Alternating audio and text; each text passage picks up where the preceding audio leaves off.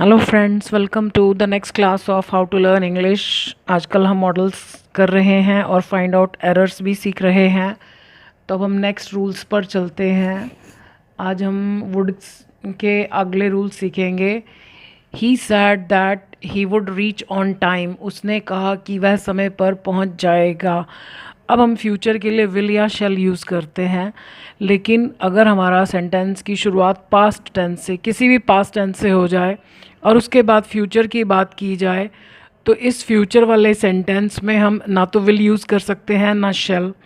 एक रूल याद रखिएगा हमेशा कि यदि हमारे सेंटेंस का फर्स्ट वर्ब पास्ट में है तो आगे जो भी सेंटेंस यूज़ होगा वो पास्ट में ही होगा, एक्सेप्ट कि अगर हम किसी फैक्ट की या यूनिवर्सल ट्रुथ की बात कर रहे हैं तो वो पास्ट में चेंज नहीं होता। जैसे उसने कहा कि धरती गोल है, तो वो धरती गोल आज भी है, तो वो पास्ट में चेंज नहीं होगा। अदरवाइज़ जो बात एक बार कही गई, एक बार के लिए कही गई, तो यदि स्टार्टिंग में पास्ट में वर्ब है तो ये सेकंड वाला जो पार्ट है सेंटेंस का वो पास्ट में चेंज हो जाता है। तो उसने कहा कि वह समय पर पहुंच जाएगा, ही सैड, ये पास्ट टेंस है तो हमको इसको भी पास्ट में चेंज करना है। पास्ट क्या करना है, हमको यहाँ विल की पास्ट फॉर्म लगानी है। वुड मीनिंग वही है जो विल का होता है, लेकिन यहाँ पर हम विल शैल नहीं लगा सकते, हमको वुड लगाना है। और वुड के बाद भी फर्स्ट फॉर्म यूज़ होगी, क्योंकि मैंने आपको पहली क्लास में बताया था कि मॉडल्स में जितने भी मॉडल्स हैं, will, would, shall, should, may, might, can, could, used to, ought to, सबके बाद हमेशा फर्स्ट फॉर्म यूज़ होती है। So he said that he would reach on time. हम बस का इंतज़ार करने की बजाय पैदल जाना ज़्यादा पसंद करेंगे। यानी अगर हमारे पास चॉइस हो दो कामों में तो हम कौन सा काम करना ज़्यादा पसंद करेंगे, तो उसके लिए वुड रादर यूज़ होता है। वी वुड रादर, इन तीन शब्दों का मतलब है कि हम ज़्यादा पसंद करेंगे। आपको पसंद करेंगे के लिए लाइक शब्द लिखने की ज़रूरत नहीं है। अगर हम वुड रादर के बाद लाइक लिख देंगे तो गलत हो जाएगा। सो वी वुड रादर, जो काम करना हम ज़्यादा पसंद करेंगे पहले वो आएगा। तो हम बस की इंतज़ार करने की बजाय पैदल जाना ज़्यादा पसंद करेंगे, तो ये काम हम ज़्यादा पसंद करेंगे, तो ये पहले आएगा। So we would rather, first form, go on foot, पैदल जाना। दैन, अब ये बीच में दैन आएगा क्योंकि दो एक्टिविटीज़ में, दो कामों में कंपैरिजन हो रहा है। THAN, then. दैन के फ़ौरन बाद दूसरा काम। तो आपको मालूम है मॉडल्स के बाद फर्स्ट फॉर्म आती है, तो यहाँ भी first form. So then wait for a bus. राजा रोज रात को भेष बदलता था और अपनी प्रजा की समस्याओं को जानने के लिए। यानी जैसे ये कोई स्टोरी है कि कोई राजा था तो उसकी एक आदत थी कि वो रोज़ रात को भेष बदला करता था। तो जब भी हम स्टोरीज़ में किसी कैरेक्टर की हैबिट की बात करें कि जो वो किया करता था, तो उसके लिए भी हम वुड यूज़ कर सकते हैं। So the king would change his guys, guys means होता है भेष। एवरी डे, राजा हर रोज़ अपना भेष बदला करता था। एट नाइट, रात को। किस लिए, तो किस लिए का जवाब होता है to plus first form, infinitive. To know the grievances, grievances means कष्ट, पीड़ा, शिकायत। Grievances of his subjects, subjects मतलब प्रजाजन। तो वो अपनी प्रजा के दुख दर्द को जानने के लिए रात को रोज़ भेष बदला करता था। तो कोई भी पास्ट में कोई काम बार बार किया करता था तो उसके लिए वुड यूज़ होता है। ये मोस्टली स्टोरीज़ में आपको ज़्यादा दिखेगा। अब हम चलते हैं फाइंड आउट एरर्स पर। माई फ्रेंड सैड, मेरे फ्रेंड ने कहा that he will opt for Sanskrit. Opt for मतलब चूज़, चुनाव करेगा। तो हमने सीखा कि जब हमारा पहला सेंटेंस पास्ट में हो, यानी फर्स्ट सेंटेंस का वर्ब पास्ट में हो, तो पीछे जो भी बात कही जा रही है यदि वो एक बार के लिए है, हमेशा के लिए सच नहीं है, तो वो जिस भी टेंस में बोली जा रही है उसको उसी के पास्ट में चेंज कर देना है। तो ये फ्यूचर की बात कर रहा है कि वो संस्कृत चुनेगा, संस्कृत का चुनाव करेगा। तो हम जान चुके हैं कि जब ये पास्ट में है तो विल की पास्ट फॉर्म वुड लगानी है। ये एज इट इज़ रहेगा क्योंकि वुड के बाद भी फर्स्ट फॉर्म ही आती है। तो मिस्टेक क्या है, यहाँ वुड आना चाहिए। Will I accept this offer, क्या मैं इस ऑफ़र को स्वीकार करूँगा। किसी दूसरे को क्या पता कि मैं क्या करूँगा या क्या नहीं करूँगा। शैल आई एक्सेप्ट, आपको क्या लगता है कि क्या मैं इस ऑफ़र को एक्सेप्ट कर लूँ। शैल आई एक्सेप्ट, आपका क्या ख्याल है, सिर्फ ख्याल पूछा जा रहा है, परमिशन नहीं मांगी जा रही।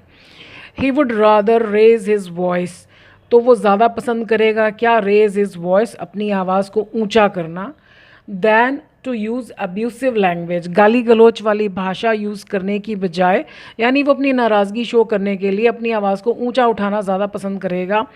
अब इसमें मिस्टेक क्या है, देन के फ़ौरन बाद जब भी वर्ब आए, मतलब वुड रादर को छोड़कर किसी भी अलग तरह के टेंसेस में, तो हमेशा देन के बाद वाले वर्ब की शक्ल बिल्कुल वैसी होनी चाहिए जो देन से पहले वाले की है।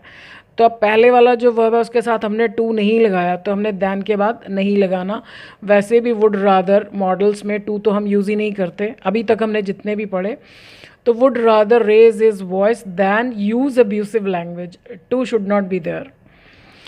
आई एम डैम कॉन्फिडेंट, डैम आता जोर देने के लिए, very, I am very confident. वैसे डैम का मतलब नरक में भेजना भी होता है, ये भगवान के लिए यूज़ होता है, क्योंकि इंसान तो किसी को नरक में नहीं भेज सकता जो सचमुच का नरक होता है। तो यहाँ पर इसका मतलब है वेरी।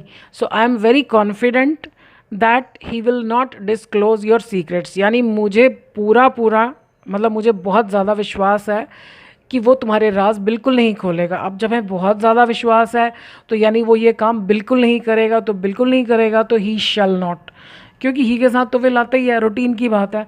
लेकिन हम यहाँ रूटीन की बात नहीं कर रहे, हम कह रहे हैं वो बिल्कुल नहीं करेगा ऐसा, तो he shall not disclose your secrets. When the king lived in a jungle, जब राजा एक जंगल में रहता था। अब ये उसकी हैबिट नहीं है, यहाँ हम वुड नहीं लगाएंगे, यहाँ simple past tense. When the king lived in a jungle, he would spend most of his time with the ascetics। ascetics होते हैं ऋषि, ये वाला रूल कि वो ऐसा किया करता था। तो जब राजा जंगल में रहता था तो वो अपना समय बिताया करता था, most of his time with the ascetics, ऋषियों के साथ जो वहाँ जंगल में रहते थे। तो इस सेंटेंस में कोई एरर नहीं है। It was a massive rally, big rally, huge rally, बहुत बड़ी रैली थी। The police arrangement should be there, police का अरेंजमेंट वहाँ होना चाहिए था, क्योंकि वो एक बहुत बड़ी रैली थी। तो यानी पास्ट की बात की जा रही है। तो हम जानते हैं कि चाहिए के साथ जब था लग जाता है तो एक हेल्पिंग वर्ब ऐड हो जाता है, हैव। जब हैव लगेगा तो ये थर्ड फॉर्म बीन। जैसे अगर हम सिंपल सेंटेंस बनाए, the police arrangement is there, तो इज़ तो रहेगा, ये बी क्या है, इज़। तो हमें यहाँ पर शुड के बाद हैव लगाना है और इसकी थर्ड फॉर्म कर देनी है been. So the police arrangement should have been there, police का प्रबंध वहाँ होना चाहिए था।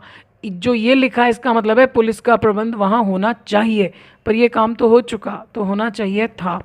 I have covered my face, मैंने अपना चेहरा ढक लिया है, लेस्ट की कहीं, यानी हमें कुछ डर है। लेस्ट द पुलिस वुड रिकॉग्नाइज मी, कि कहीं पुलिस मुझे पहचान ना ले, यानी किसी ने कुछ गलत काम किया है, वो पुलिस से छुप रहा है, उसको डर है। तो यानी अगर वो अपना चेहरा नहीं छुपाएगा तो पुलिस उसे पहचान लेगी, हाँ हो भी सकता है। लेकिन लेस्ट वाले सेंटेंसेस में वुड नहीं शुड आता है, तो यहाँ शुड आना चाहिए। Lest the police should recognise मी।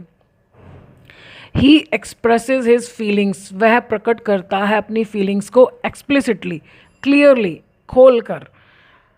लेस्ट की कहीं उसको डर है, lest people should not misunderstand him.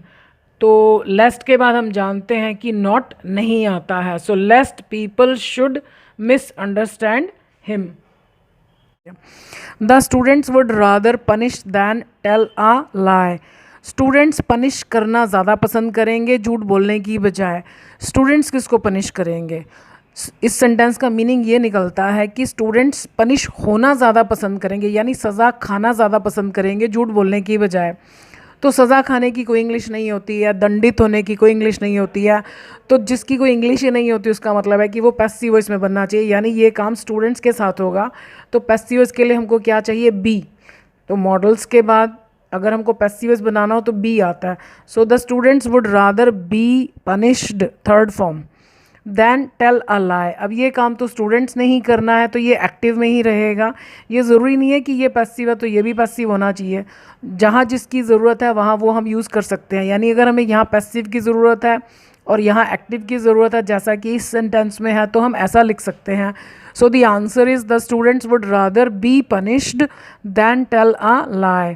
I want my parents, ये हम कुछ पिछले एरर्स भी रिवाइज कर रहे हैं। आप एरर्स की सारी वीडियोस देखते रहिए तो आपको याद रहेगा क्या रूल्स हैं और फिर आपसे मिस्टेक्स नहीं होंगी। आई वॉन्ट माई पेरेंट्स। अब वॉन्ट के बाद जब हम किसी और व्यक्ति से कुछ चाहते हैं कि वो कुछ करे या उसके साथ कुछ हो, तो वॉन्ट के फ़ौरन बाद पहले वो दूसरा व्यक्ति आना चाहिए। तो अब हम अपने लिए कुछ नहीं चाहते, अपने पेरेंट्स के लिए कुछ चाहते हैं। सो आई वॉन्ट, मैं चाहता हूँ, माई पेरेंट्स, और उसके फ़ौरन बाद हमें इन्फिनेटिव लगाना, यानी टू प्लस फर्स्ट फॉर्म। अगर एक्टिव वॉइस चाहिए, पैसिव वॉइस चाहिए तो बी प्लस थर्ड फॉर्म। मैं चाहता हूँ कि मेरे पेरेंट्स रिस्पेक्ट करें हर जगह। किसकी रिस्पेक्ट करें?